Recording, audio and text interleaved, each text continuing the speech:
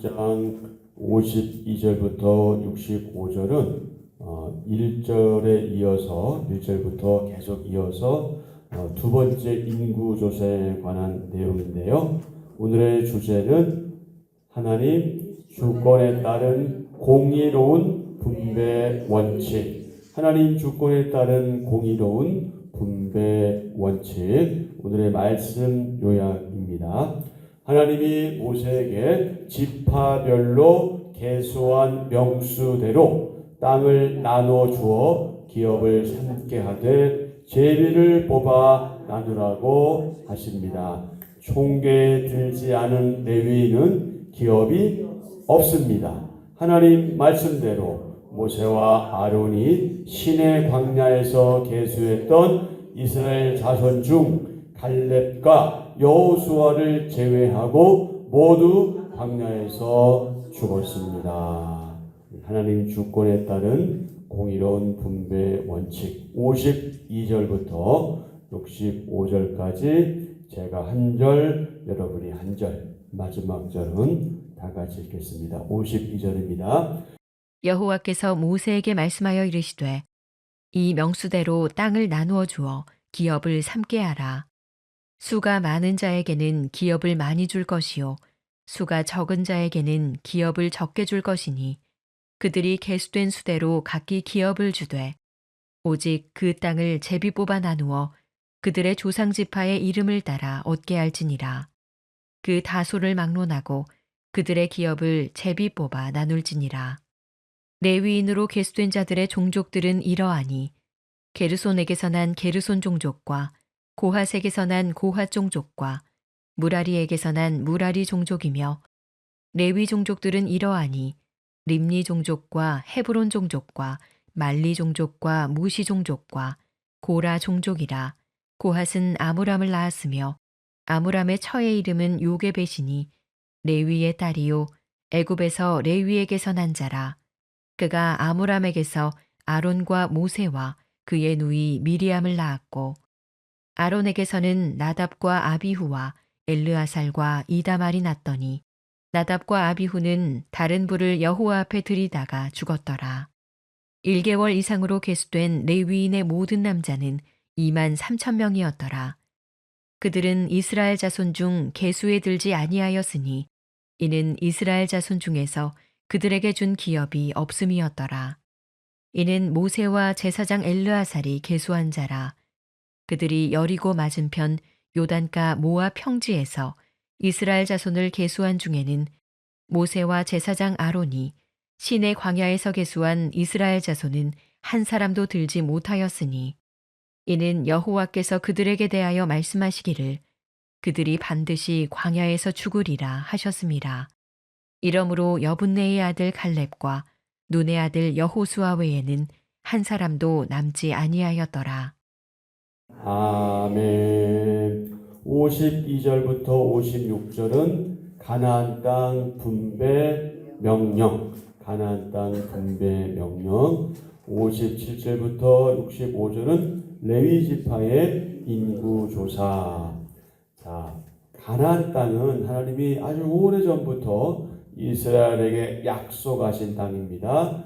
땅 분배에 대한 명령은 약속의 땅을 기업으로 받을 것에 대한 확신을 심어 주었겠죠. 땅 분배는 각 지파의 인구수에 따라 이루어집니다. 그래서 인구가 많은 지파에는 기업을 많이 주고 인구가 적은 지파에게는 적게 줍니다. 이는 각 지파의 규모와 필요를 고려한 어떤 원칙이다? 공정한 분배 원칙이다. 공정한 나눔 원칙이다. 또한 하나님은 무엇을 통해서? 제비 뽑기를 통해서 기업을 나누라고 명령하시죠. 자, 52절부터 56절까지입니다. 여호와께서 모세에게 말씀하여 이르시되 이 명수대로 땅을 나누어 주어 기업을 삼게 하라. 수가 많은 자에게는 기업을 많이 줄 것이요 수가 적은 자에게는 기업을 적게 줄 것이니 그들이 계수된 수대로 각기 기업을 주되 오직 그 땅을 제비 뽑아 나누어 그들의 조상 지파의 이름을 따라 얻게 할지니라. 그 다소 많고 적음을 막론하고 그들의 기업을 제비 뽑아 나눌지니라. 아멘. 가나안 땅 분배는 어떻게 이루어졌습니까? 두 가지 원칙에 의해서 이루어졌죠. 한 가지가 무엇이죠? 인구 비례 원칙. 인구 비례 원칙. 또 하나는 제비 뽑기 원칙. 인구 비례 원칙에 따라서 뭐가 정해졌어요? 땅의 크기. 그죠? 땅의 크기. 제비 뽑기 원칙에 따라서는 땅의 위치가 정해졌습니다. 그래서 가나안 땅의 분배가 이제 이렇게 이루어질 거고요. 자, 제비 뽑기는 하나님의 주권적 결정에 모두가 뭐 하겠다? 동의하겠다는 믿음으로 시행하는 것이다. 제비 뽑기는 하나님의 주권적 결정에 모두가 동의하겠다는 믿음으로 시행하는 것입니다. 땅 분배는 인구수를 따르는 공평함과 제비 뽑기를 통한 하나님의 주권적 섭리로 이루어지게 됩니다. 하나님이 정하신 방법에 우리가 마땅히 순종해야 할 일은 무엇인가요? 하나님이 정하신 방법에 우리가 저와 여러분이 마땅히 순종해야 할 일은 무엇인가요? 오늘 하루 동안 깊이 묵상하시면 좋겠습니다. 자, 레위 지파의 인구 조사죠. 레위는 하나님의 성막에서 섬기는 사명을 받은 사람들입니다.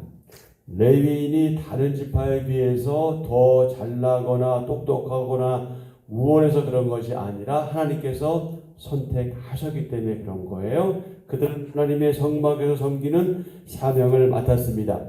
하나님을 위해 봉사하는, 하나님을 위해 섬기는 레위인은 따로 숫자를 센단 말이죠.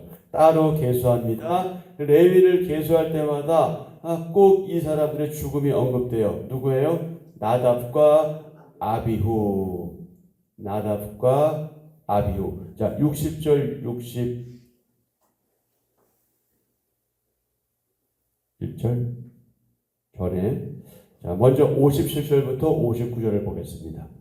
레위인으로 계수된 자들의 종족들은 이러하니 게르손에게서 난 게르손 종족, 고앗에게서 난 고앗 종족, 무라리에게서 난 무라리 종족이며, 레위 종족들은 이러하니 림리 종족과 헤브론 종족과 말리 종족과 무시 종족과 고라 종족이라. 고앗은 아므람을 낳았으며, 자, 게르손, 고앗, 무라리 이렇게 셋이 있는데 그 중에 고앗은 아브람을 낳았다. 네, 59절. 아므람의 처의 이름은 요게벳인데 누구의 딸이다? 레위의 딸이다. 애굽에서 레위에게서 난 자라. 그가 아므람에게 3명을 낳죠. 아론, 모세, 그의 누이 미리암. 자, 아론에게서 누가 나왔어요? 나답, 아비후, 엘르아살, 이다말. 이렇게 4명을 낳았는데 그 중에 누구요? 나답과 아비후는 어땠다고요? 죽었단 말이죠. 61절에 말씀하고 있죠. 나답과 아비후는 다른 불을 여호와 앞에 들이다가 죽었더라. 나답과 아비후는 하나님의 방법이 아닌 자기 생각대로 봉사하다가 징벌을 받았습니다. 아론의 아들 나답과 아비후가 각기 향로를 가져다가 여호와께서 명령하시지 아니하신 다른 불을 담아 여호와 앞에 분향하였더니 불이 여호와 앞에서 나와 그들을 삼키매 그들이 여호와 앞에서 죽은지라. 레위기 10장 1절 2절 말씀이죠. 자, 이는 하나님을 섬기는 자들이 어떤 태도로 임해야 하는지를 생각하게 합니다. 1개월 이상 레위인 남자의 총수는 몇 명이다? 23,000명이다. 레위인은 다른 지파와 달리 군대에서 제외되고 군대 가지 않는 거예요. 가나안 땅을 유업으로 받지 않습니다. 62절 1개월 이상으로 계수된 레위인의 모든 남자는 23,000명이었더라. 그들은 이스라엘 자손 중 계수에 들지 아니하였으니 이는 이스라엘 자손 중에서 그들에게 준 기업이 없음이었더라. 그들의 기업은 누구다? 하나님이시다. 그들의 기업은 하나님이시다. 두 번째 인구조사에서 살아남아 가나안에 들어가는 출애굽 1세대는 하나님께 믿음을 인정받은 두 사람, 갈렙과 여호수아 뿐이었다. 자, 레위인들은 20세 이상이 아니라 1개월 이상으로 계수되었다는 게 차이가 있습니다.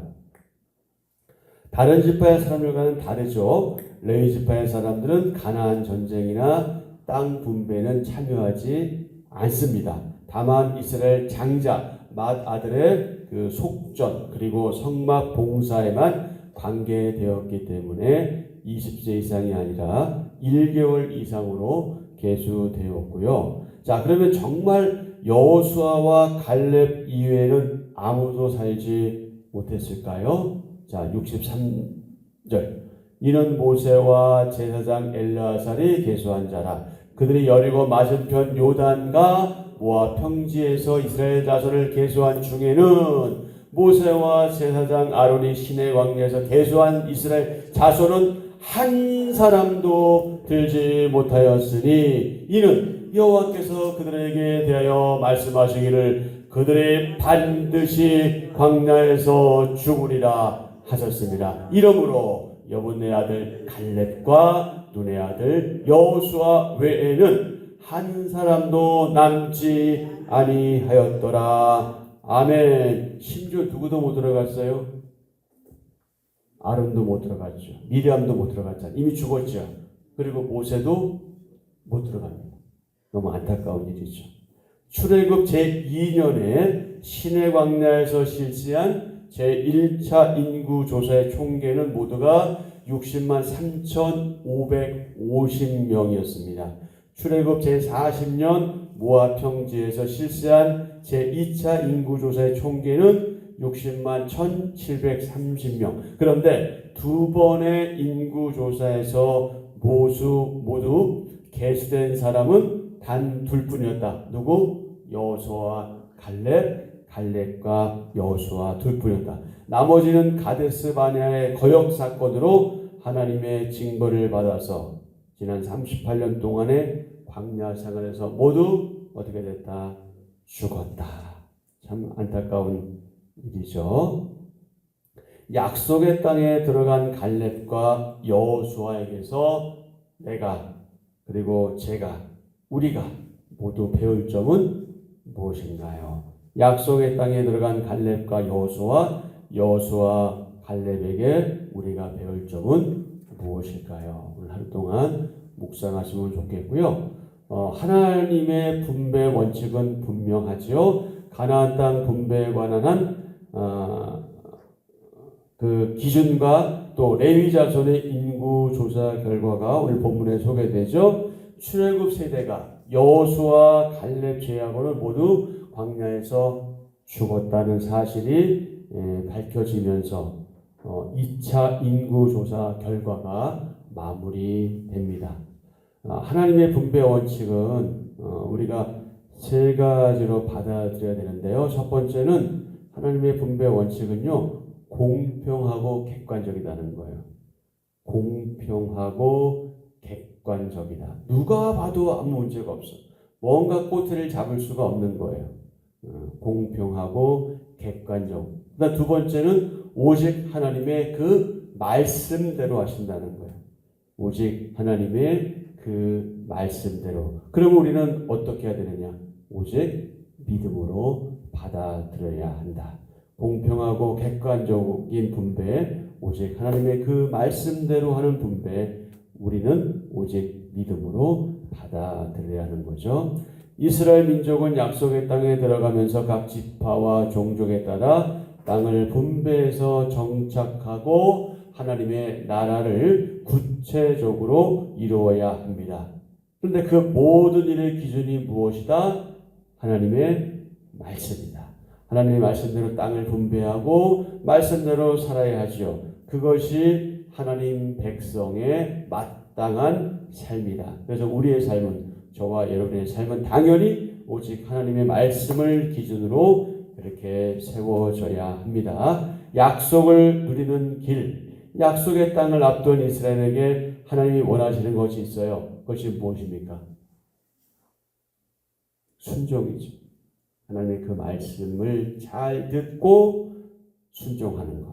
하나님은 이스라엘 백성이 약속의 땅으로 들어가기 앞서서 매우 중요한 말씀을 하시잖아요. 무엇을 기억하라는 거예요? 순종을 기억하라. 순종에는 구별이 없습니다. 모든 백성은 그가 누구든 하나님 앞에서 순종해야 합니다. 하나님의 약속이 이루어지는 것, 그 성취를 경험하기 위해서는 우리가 잊지 말할 것이 있는데 그것이 뭐다? 그것이 순종이다. 그것이 순종이다. 세 가지 면에서 우리가 순종해야 되는데, 자, 우리 한번 같이 하실까요? 하나님의 그 말씀에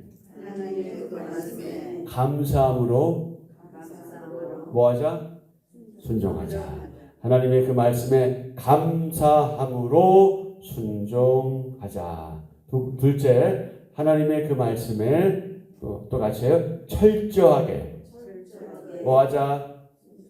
네, 하나님의 그 말씀에 철저하게 순종하자. 셋째, 하나님의 그 말씀에 믿음으로 순종하자. 자, 제가 하나님의 그 말씀에 하면은 뒷부분을 여러분이 하세요. 첫째, 하나님의 그 말씀에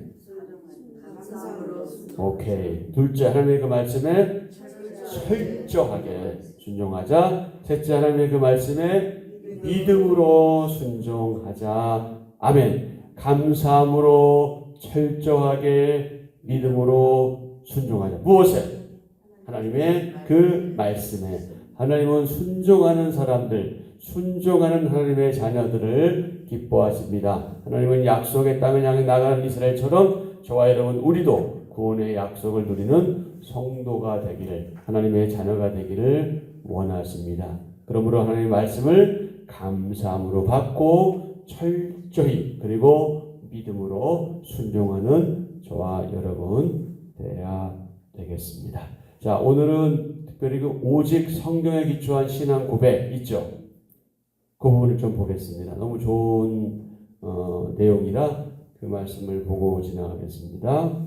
제가 쭉 읽을게요. 16세기 스코틀랜드의 교회는 암울했다. 성직자들의 무지, 부도덕, 타락이 크게 달한 때였다. 가톨릭 교회, 천주교회, 주교, 수도원장, 수사 등 모든 성직자가 성경과 신학에 대해 뭐했다? 무지했다. 사람들은 교황에게 복종하는 것이 구원의 필수 요소이고 죄 사함은 미사의 제물을 통해서만 받을 수 있다고 배웠다. 잘못했다는 거예요. 당시 가톨릭 교회는 스코틀랜드 전체 자산의 반 이상을 소유하고 있었다. 백성은 가난했지만 교회는 부유했다. 면죄부, 연옥, 성례전 등을 이용해 많은 수익을 올릴 수 있었기 때문이다. 자, 결과적으로 교회 타락은 가속화되었다. 이때 활동한 종교 개혁자가 있다. 그가 누구다? 존 녹스다. 녹스. 그는 어린 시절 스코틀랜드 종교 개혁의 첫 순교자 패트릭 해밀턴의 화형을 목격하며 스코틀랜드 종교 개혁의 첫 순교자 패트릭 해밀턴이 불에 타서 죽는 그런 형벌받는 것을 목격하며 무엇을 보았다? 복음의 빛을 보았다. 이후 종교개혁 사상을 받아들이게 된 녹스는 평생에 걸쳐 종교 탄압과 폭정에 맞섰다. 그리고 하나님 말씀에 기초한 교회를 세우겠다. 다시 한번요. 하나님 말씀에 기초한 교회를 세우겠다는 그의 사역이 열매를 맺어 스코틀랜드 의회는 스코틀랜드가 개신교 국가임을 선포하고 가톨릭의 모든 집회를 불법으로 규정했다. 존 녹스 등이 기초한 스코틀랜드 신앙 고백은 다 같이요. 성경이 교회의 권위가 아닌 성령의 조명 아래 해석되어야 하며 성경만이 무오하고 절대적 권위를 가진다고 진술한다. 한 번 더요. 성경이 교회의 권위가 아닌 성령님의 조명 아래 해석되어야 하며 성경만이 무오하고 오류가 없고 절대적 권위를 가진다고 진술한다. 계속이요. 또한 교회 의식 가운데 성경적 근거가 없는 것은 모두 제거할 것을 주장한다. 예수님 외에 다른 권세가 없다는 종교개혁자들의 외침은 오늘날에도 미래에도 유효해야 한다. 아멘. 자, 그 밑에 팀 켈러가 한 말이 있습니다. 뭐라고 말했습니까? 우리를 설계하신 창조주의 법에 순종할 때 우리는 그분의 설계대로 최상의 상태가 된다. 우리를 설계하신 창조주의 법에 순종할 때 우리는 그분의 설계대로 최상의 상태가 된다. 아멘. 한 절 묵상입니다. 광야는 메마르고 열악한 곳입니다. 한편 하나님의 기적과 역사를 경험하는 장소이기도 합니다. 출애굽 1세대 중 하나님을 믿지 않고 광야의 불편함과 열악함만 본 이들은 모두 죽었습니다. 반면 하나님 약속을 신뢰한 여호수아와 갈렙은 약속의 땅에 들어갑니다. 비록 상황이 힘들고 불가능해 보여도 믿음으로 나아가는 사람은 하나님의 크신 능력을 경험합니다. 우리가 바라볼 것은 변화하는 상황이 아니라 오늘도 함께 하시며 우리를 도우시는 전능하신 하나님입니다. 아멘. 상황이 아니라 변화하는 상황이 아니라 오늘도 함께 하시며 우리를 도우시는 전능하신 하나님이시다. 오늘의 기도 함께 합니다. 하나님, 주어진 상황과 환경이 불만스럽고 때론 억울하기까지 했음을 고백합니다.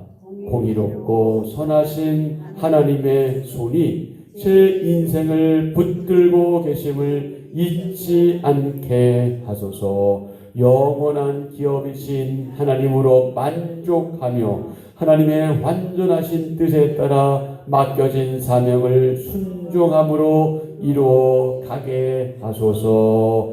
예수님의 이름으로 기도합니다. 아멘. 아멘. 자, 본문 말씀 생각하시면서 기도하시고요. 우리를 자신을 위한 기도인데요. 저와 여러분이 교만하지 않고 주님처럼 겸손하고 섬기는 성도 될 수 있기를 위해 기도하시고요. 또 하나님의 섭리와 뜻을 믿음으로 고백하기를, 그리고 이 세대를 본받지 말고 하나님 나라만 바라보고 기대하며 살아가는 우리 각자 개인들을 위해 기도하시고요. 교회를 위한 기도는요, 교회 안에 은밀히 침투한 물질주의, 향락주의, 거짓 복음이 무너지기를. 여기서 교회를 위한 기도는 단순히 우리 한빛처럼 교회 기도가 아니고요, 이 지상에 있는 모든 보편적인 하나님의 교회 성도들을 위한 기도면서 우리 한빛처럼 교회도 포함되는 거죠. 교회 안에 은밀히 침투한 물질주의, 향락주의, 기복주의, 거짓 복음이 무너지기를 위해 기도하시고요. 하나님 나라 시민답게 이 세상과 타협하지 않는 교회 되기를 위해서, 그리고 환우들을 위해서 기도하시고요. 다음 세대를 위해서, 사역자들을 위해서 또 교사들을 위해서 기도하시고요. 이 사회와 나라를 위해서 기도 부탁드립니다. 이 사회가 공평과 정의로운 사회가 되기를, 이 공평과 정의가 온전히 회복되게 하소서. 하나님 말씀대로 나라를 다스리는 정치인, 공직자가 많아지게 하소서. 그리고 지도자의 자리에 위치한 우리 그리스도인들이, 성도들이 타협하지 않는 신앙으로 사명과 책임을 잘 감당케 하소서. 입법, 사법, 행정기관에 공평과 정의가 흐르게 하소서. 정치, 사회, 경제 등 각 분야 지도자에게 바른 판단과 분별력을 주소서. 그리고 대통령 선거를 위해서 기도하시고요. 개인의 간구를 아뢰시고 그렇게 오늘 하루 일정 시작하면 좋겠습니다.